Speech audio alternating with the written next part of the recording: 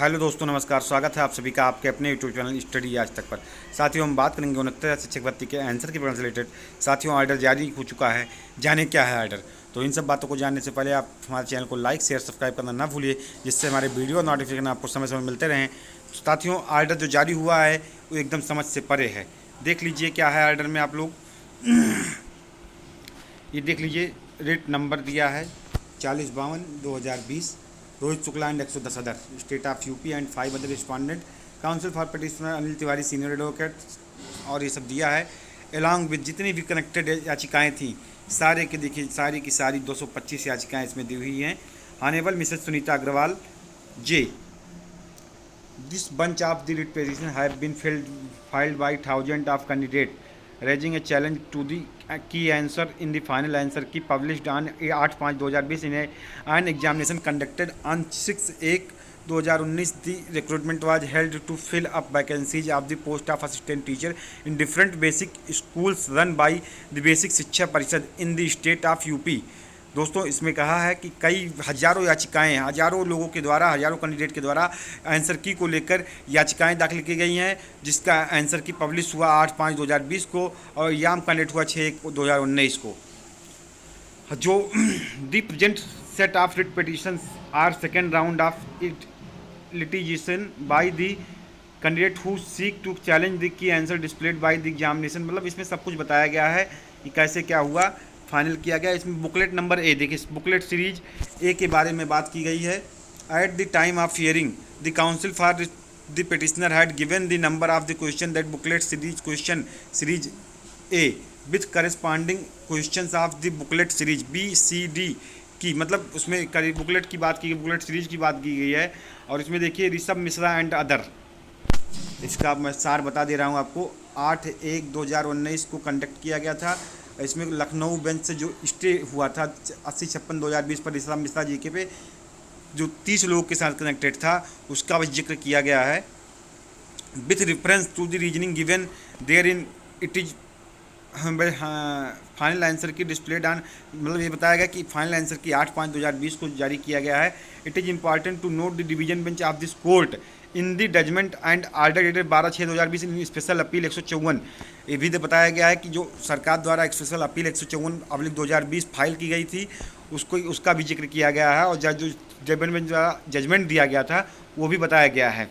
It would be fruitful to note at the outset that the doubt expressed by the learned single judge in the judgment and order dated 3/6/2000 में, इसमें जो single bench ने 3/6/2020 को stay दिया था, उसका भी जिक्र हुआ है। और उसके बाद हम लोग आते हैं इधर क्वेश्चंस पे। क्वेश्चंस पर आते हैं दोस्तों। देखिए इसमें तमाम चीज़ें जिक्र की गई हैं।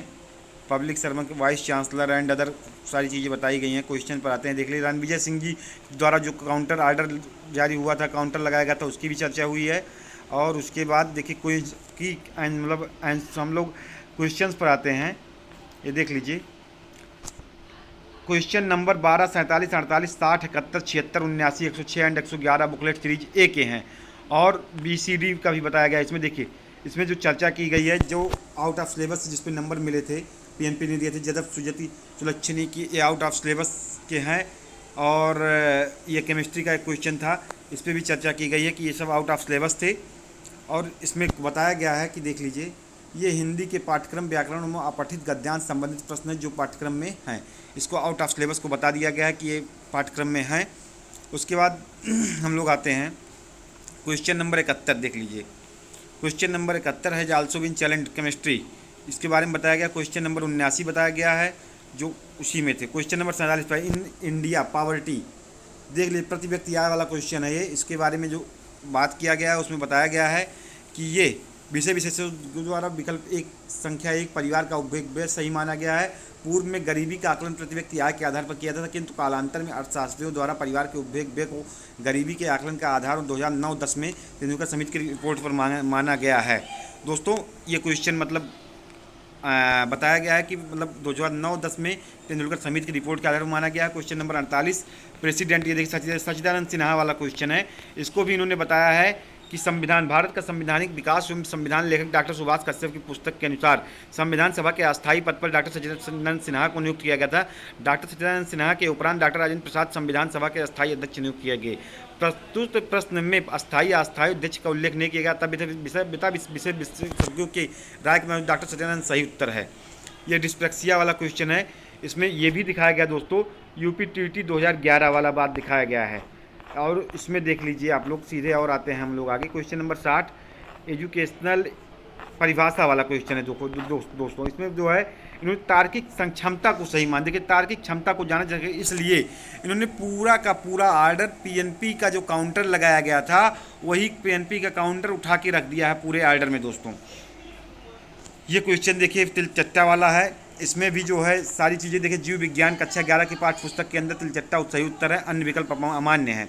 केचुआ एनिलिडा संका जंतु जिसके द्वारा श्वसन क्रिया त्वचाधारी की कहते हैं, अन्य जंतुओं द्वारा श्वसन क्रिया से सांस छिद्र का उपयोग श्वास के लिए नहीं किया जाता है।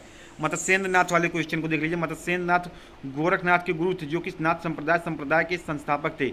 डॉक्टर केसी श्रीवास्तव के प्राचीन इतिहास एवं संस्कृति मत्स्येंद्र नाथ द्वारा नाथ पंथ की शुरुआत की गई, जिसका प्रचार प्रसार गोरखनाथ द्वारा किया गया। ओरिजिनेटर और प्रोपोगेटर ये सब दोस्तों देखिए, इसमें पूरा चर्चा किया गया है दोस्तों। और केंद्रीय श्रमिक संस्थान वाला क्वेश्चन है सबसे। अब दोस्तों लास्ट में हम लोग आते हैं, इसमें लिखा गया है candidate who have not approached this court well within a responsible time from the date of declaration of the answer key should not be allowed to maintain their repetition. The court is not an expert of all subject, मतलब court विषय विशेषज्ञ नहीं है सभी विषयों का। And has no expertise to evaluate the answer on its own. तो इसमें कोर्ट ने ये भी कहा है कि विषय विशेषज्ञ नहीं है, लेकिन दोस्तों ये कमेटी को नहीं भेजी गई है क्वेश्चन जो है। अब उसके बाद देखिए इट वुड बी, लास्ट में हम लोग आते हैं, और टोटल ये भी बताया गया कि 142 क्वेश्चनों पर छात्रों ने आपत्ति की थी, इसको भी बताया गया है इसमें।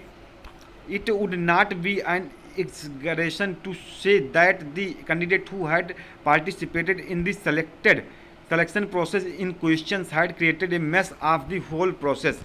मतलब अगर हम इस this court can be hope that the controversy is put to rest with this reason, मतलब अगर कोर्ट कह रहा है कि अगर हम इसमें अगर डिस्टर्बेंस पैदा करते हैं तो एक कंट्रोवर्सी होगी, पूरे भर्ती प्रक्रिया प्रभावित होगी, इस नाते हम इसमें कंट्रोवर्सी करना उचित नहीं समझते हैं। With this observation and conclusion drawn above all the writ petition in this bunch are dismissed, मतलब सारी की सारी याचिकाएं खारिज की जाती है। No order as to cast.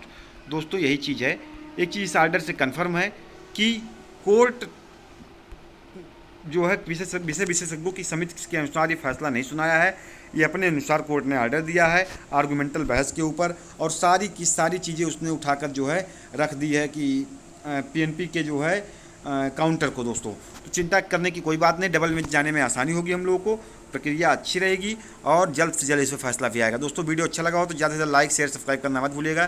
Thank you, take care, bye bye.